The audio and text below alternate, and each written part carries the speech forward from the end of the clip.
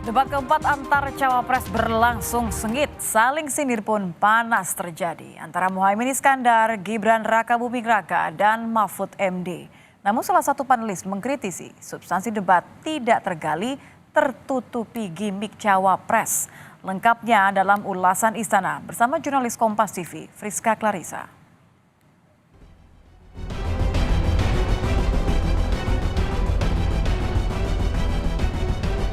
Saya catat sedikit, yang penting ini bukan catatan Mahkamah Konstitusi.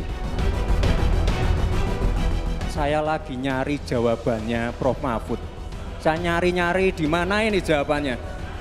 Kok nggak ketemu jawabannya? Saya juga ingin mencari itu jawabannya ngawur juga tuh. Gila ini. Ngarang-ngarang.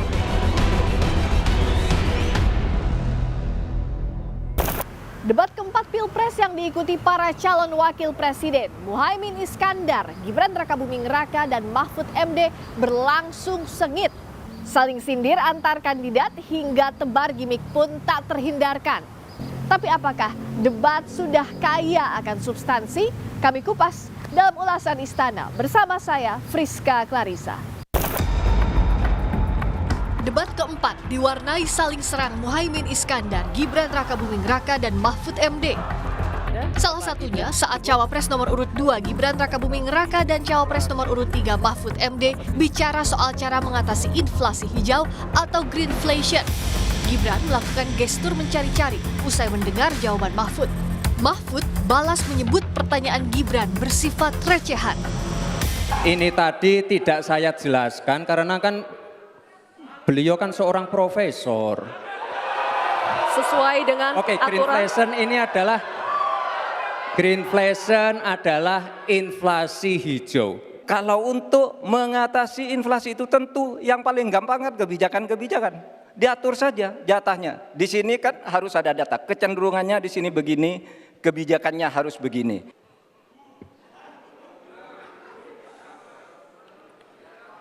Saya lagi nyari jawabannya Prof. Mahfud. Saya nyari-nyari di mana ini jawabannya. Kok nggak ketemu jawabannya? Saya juga ingin mencari itu jawabannya ngawur juga tuh. Gila ini. Ngarang-ngarang ndak karuan mengkaitkan dengan sesuatu yang tidak ada. Gitu ya. Begini loh, kalau akademis itu gampangnya kalau bertanya yang kayak gitu-gitu tuh recehan. Gitu, recehan. Oleh sebab itu tidak layak dijawab menurut saya. Dan oleh sebab itu saya kembalikan saja ke moderator. Ini tidak layak dijawab pertanyaan kayak gini. Tidak ada ini jawabannya.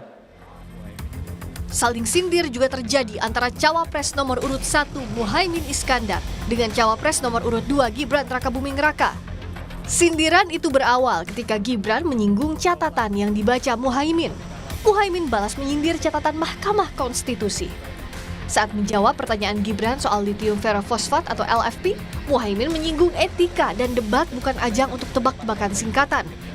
Gibran balas bilang aneh saat Cawapres tak paham program yang disampaikan tim sesnya. Baik, terima kasih. Enak banget ya Gus ya, jawabnya sambil baca catatan tadi.